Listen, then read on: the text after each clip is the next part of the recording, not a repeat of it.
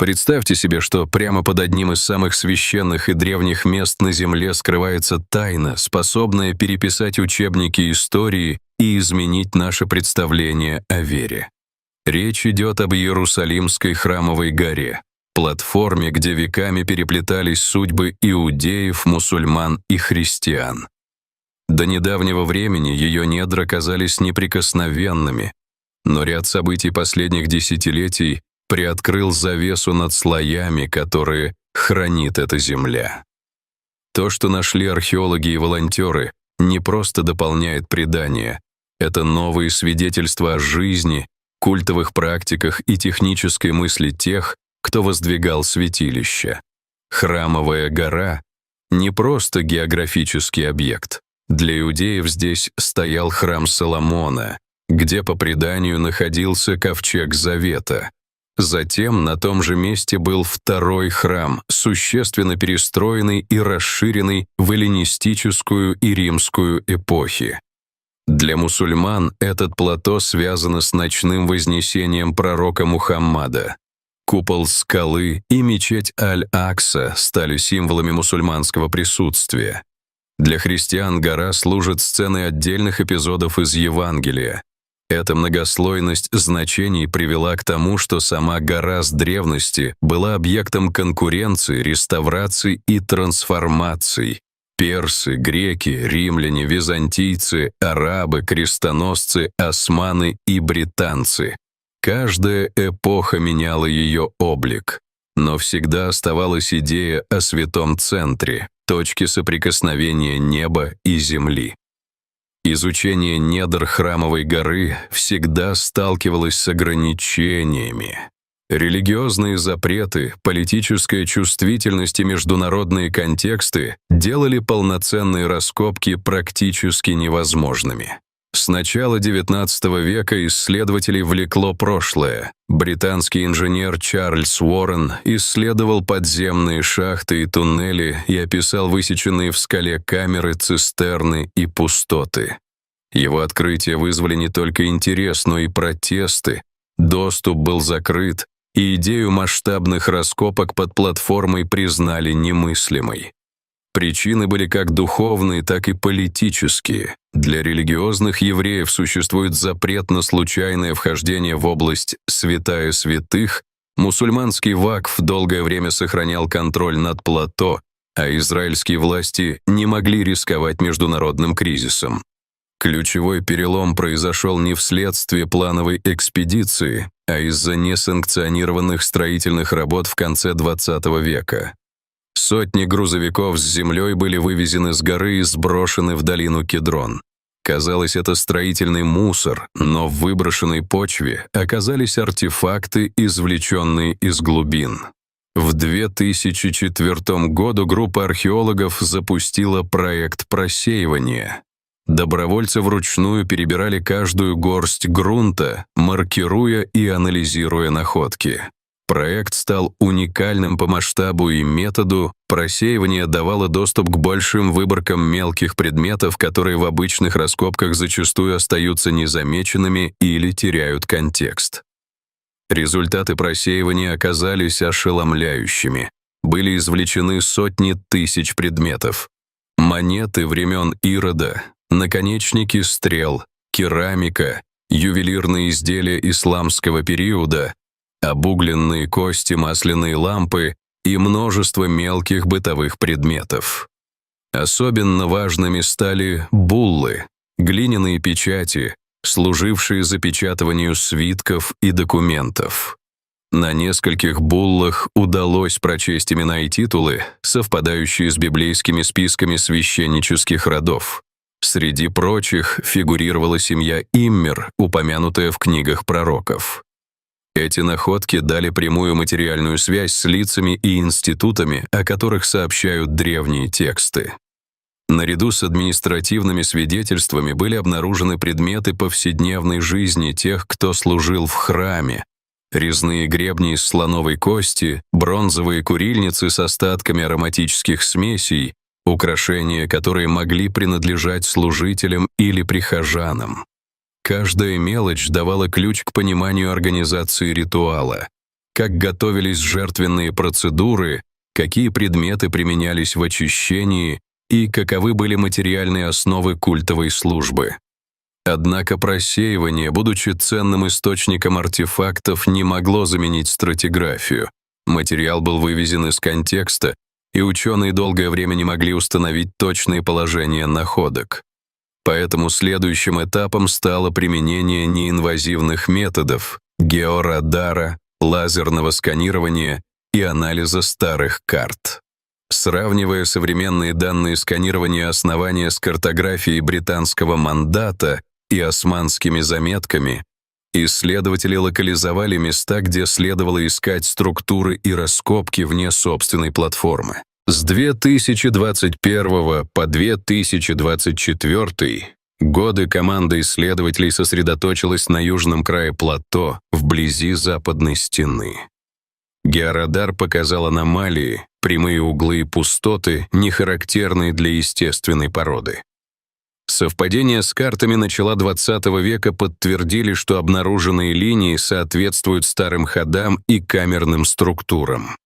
На местах, где закон разрешал работы, рабочие осторожно расчистили обломки и нашли частично засыпанные лестницы, вырубленные прямо в известняке. Одна такая лестница вела в предкамеру, верхние стены которой несли византийскую резьбу и кресты, но под византийским слоем обнаружились мощные отесанные блоки, характерные для эпохи ранней израильской инженерии.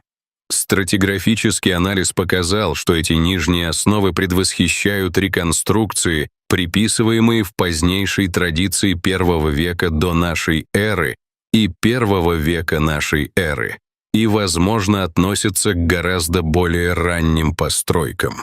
Это послужило основанием для дальнейшего углубления работ в пределах разрешенных зон и для осторожного использования новых технологических подходов.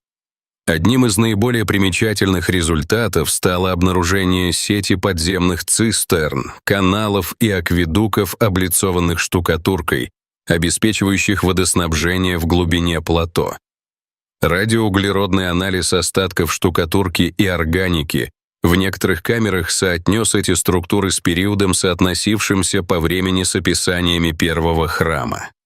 Архитектурные решения, узкие питающие каналы, переливные устройства и адаптация объемов резервуаров говорили о продуманной гидрологической системе, служившей как утилитарным, так и ритуальным целям – омовения, очищения посуды и подготовки жертв.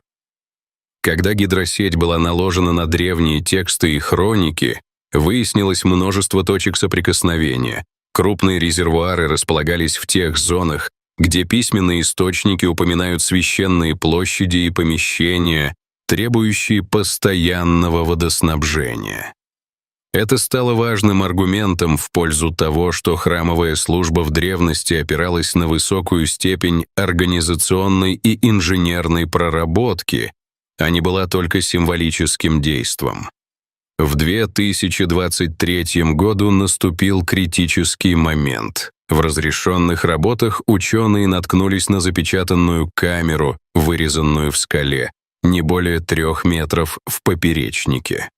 Стены были гладко отделаны, и в центре стоял круглый каменный бассейн, наполовину засыпанный пеплом и обломками. Вокруг лежали остатки обугленных масляных ламп и следы сожженных благовоний. На стене бассейна сохранялась древняя надпись на архаическом варианте иврита: «Тот, кто обитает здесь, его дух никогда не покидает». Эти слова соотнеслись с представлением о святая святых, внутренней камере храма, где, согласно преданию, пребывала Шхина, божественное присутствие. Находка сочетала датировки керамики и ламп эпохи VI-VII веков до нашей эры, состав известняка, характерный для местного материала, и стилистические параллели в фразировке, обнаруживаемые в свитках Мертвого моря. Для многих специалистов эта камера стала тем самым материальным свидетельством, которого долго не хватало. Реакция общественности и научного сообщества была бурной. Некоторые видели подтверждение древних текстов и трактовали открытие как важнейшее археологическое достижение. Другие призывали к осторожности и дополнительным проверкам. Раввины указывали на духовные ограничения. Нарушение границ шхины рассматривали как потенциальное святотатство. Мусульманские руководители и политические институты подчеркивали необходимость осторожного обращения с чувствительными данными, чтобы не спровоцировать конфликты. Ученые, в свою очередь, предложили последовательность дальнейших исследований, которая минимизировала бы воздействие, расширение комплексного анализа материалов в лабораториях, применение более тонких датировок и использование неинвазивных методов для картирования оставшихся пустот. Среди технологий, обсуждаемых для дальнейшей разведки, мионная томография, сканирование космическими частицами, позволяющее видеть пустоты внутри массивов, высокоточное лазерное сканирование и интеграция архивных картографических данных с современными геофизическими методами. Этические и политические вопросы требуют не меньше внимания, чем технические. Кто имеет право интерпретировать и публиковать результаты? Как не допустить, чтобы научные открытия использовались для политической пропаганды? Участие религиозных общин в научных дискуссиях, прозрачность публикаций и международные коллаборации – важные элементы, которые способны снизить напряжение и увеличить доверие к результатам. Найденные артефакты меняют представление о древней религии и храмовой службе. Речь идет не только о текстах, но и о том, как святость была вделана в материю, в камень, в воду и архитектуру. Масштаб найденной гидросистемы и предметов ритуала показывает, что храм был не просто символическим центром, а сложным организационным организмом, тесно связанным с социальной структурой и административными механизмами эпохи. Важно также понимать ограничения интерпретаций. Материал, извлеченный при просеивании, лишен пространственного контекста. Он дает представление о круге предметов и их типологиях, но не всегда объясняет точное назначение находок или последовательность событий. Поэтому синтез данных — стратиграфических, текстовых и технологических — имеет ключевое значение.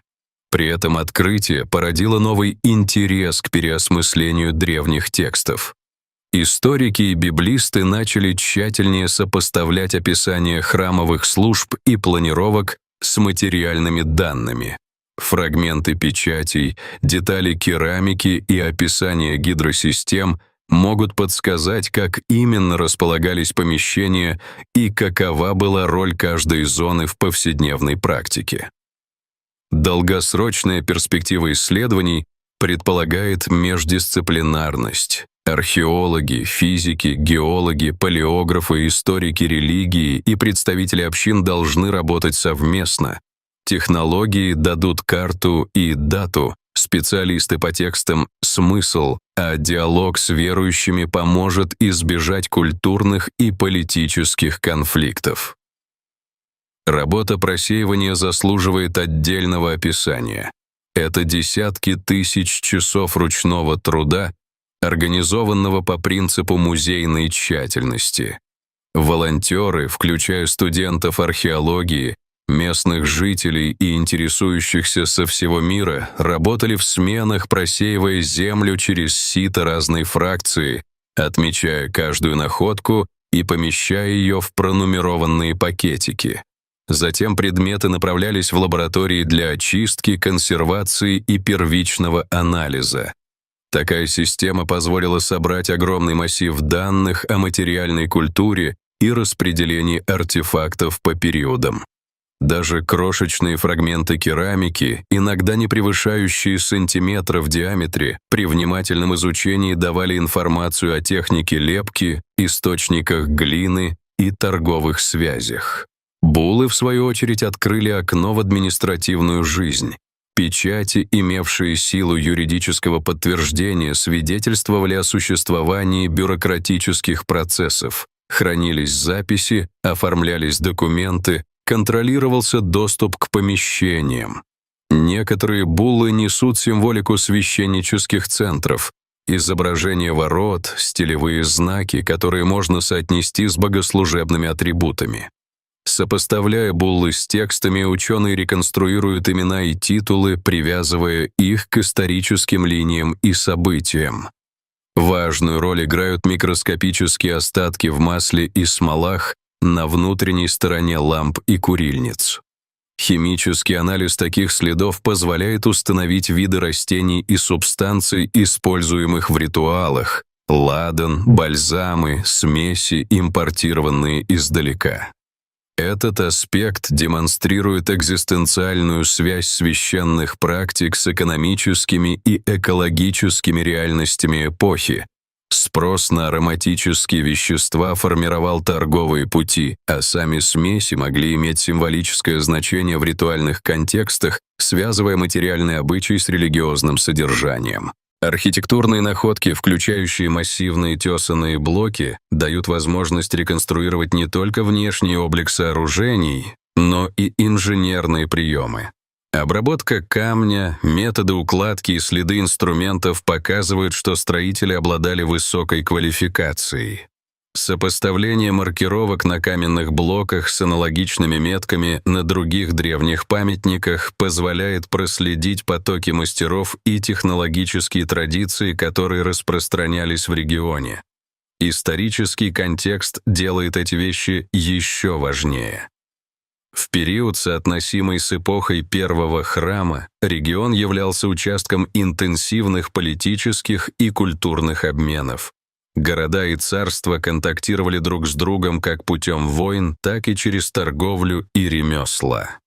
Храм как институт выступал центром не только религиозной, но и экономической жизни. Он аккумулировал ресурсы, распределял жертвенные приношения и поддерживал социальный порядок. Материальные свидетельства подтверждают эту роль и помогают понять, как функционировало общество того времени.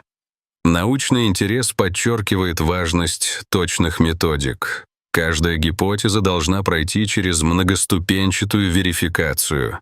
Датирование по радиоуглероду, термолюминесцентный анализ керамики, петрографический разбор минералов, палеографический анализ надписей и химический анализ остатков органики. Только при совокупном совпадении результатов разных лабораторий можно с уверенностью утверждать о временной принадлежности и функции тех или иных объектов. Политические последствия делают научное обсуждение еще более сложным.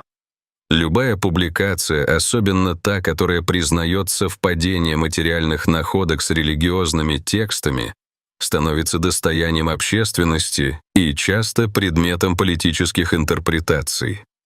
Международные организации и научные общества настаивают на том, чтобы данные публиковались максимально прозрачно, а исследования проходили в формате рецензируемых статей и международных коллабораций. Это не только повышает надежность результатов, но и снижает риск использования археологии в политических целях. Междисциплинарные инициативы становятся ключом к продвижению. Проекты, объединяющие археологов с физиками-экспериментаторами, палеографами и представителями религиозных общин, способны дать многогранную картину, уменьшая вероятность политического и культурного шока. Международные партнерства позволяют обеспечить доступ к лучшим лабораториям, обмен методиками и прозрачность публикаций. Такой подход также способствует тому, чтобы результаты интерпретировались не через призму одной конфессии или одной национальной повестки, а рассматривались в научной и культурной перспективе понятной широкой аудитории. Альтернативные интерпретации остаются частью научного процесса. Скептики указывают на возможные поздние вмешательства, на смешение материалов из разных эпох при просеивании и на риск чтения символики там, где она могла возникнуть позже. Поэтому важно, что исследования идут параллельно. Где-то фокус делается на лабораторных анализах, где-то на архивной работе, а где-то на диалоге с традицией. Сопоставление данных уменьшает пространство для ошибочных выводов и повышает надежность итогов. Для общества эти находки не только предмет академического интереса, но и вызов культуре памяти. Места святости формируют идентичность целых сообществ, и любая новая информация о них влияет на образовательные программы, экскурсионные маршруты и на то, как историческая память преподается в школах. Ответственность ученых состоит и в том, чтобы обеспечить адекватную коммуникацию, объяснить, что значит та или иная находка, какие методы использовались и насколько достоверно ее можно интерпретировать. Это снижает риск недопонимания и манипуляций. Наконец, значение этих находок выходит за рамки локального. Это пример того, как материальная культура отражает взаимосвязь религии и техники, как идеи воплощаются в инженерной мысли и архитектуре. Храмовая гора становится не только объектом религиозного почитания, но и живым архивом человеческих усилий, знаний и тревог. Мы стоим на грани формирования новой, более сложной картины прошлого, где вера и повседневность, ритуал и инженерия, миф и документальность становятся частями единой истории. Будущее исследований связано с постепенным переходом к методам, которые позволяют изучать объект без его разрушения. Мионная томография, аэросъемка с высоким разрешением, устойчивые цифровые модели и расширенная реальность дают шанс не только собрать факты, но и представить их общественности в доступном виде. Представьте себе виртуальную реконструкцию плато, где можно пройти по слоям истории, увидеть расположение цистерн, лестниц и камер, не нарушая покоя современных сооружений. Такой цифровой подход может стать компромиссом. Ученые получают данные, общественность — визуализации, а религиозные общины — уверенность, что исследования не приведут к физическому осквернению священных мест. В то же время нужно сохранять осторожность в интерпретациях. Ученые должны методично проверять гипотезы, избегать поспешных выводов и учитывать локальный контекст. История — это сложная ткань, в которой нитями идут политика, вера, экономика и бытовая практика. Редкая находка может изменить представление о каком-то фрагменте картины, но не может мгновенно переписать весь нарратив. Тем не менее, то, что было найдено и продолжает находиться под Храмовой горой, это не просто куски керамики и камня. Это свидетельство того, как люди стремились устроить контакт с трансцендентным, как они превращали абстрактные убеждения в материальные практики. Этот мост между верой и вещью — самая ценная часть открытий. Он напоминает нам о человеческой стороне религиозной истории, о тех, кто молился, служил, сомневался и строил. Практические шаги наперед включают создание международных комиссий с участием археологов, историков, представителей религиозных общин и дипломатов. Такие комиссии могли бы регулировать доступ к данным, планировать публичные выставки и обеспечивать, чтобы интерпретации были научно обоснованы и культурно чувствительны. Музеи и образовательные учреждения могут играть важную роль, выставляя артефакты с подробными пояснениями и методологическими примечаниями.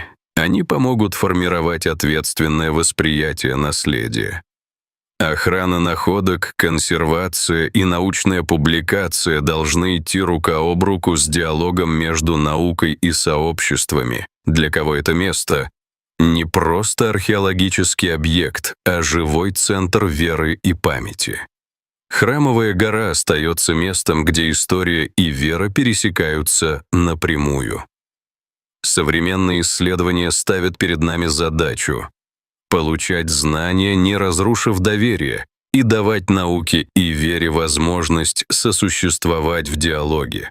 Только аккуратный, прозрачный и уважительный подход позволит открытиям стать вкладом в общее наследие, а не причиной разделений.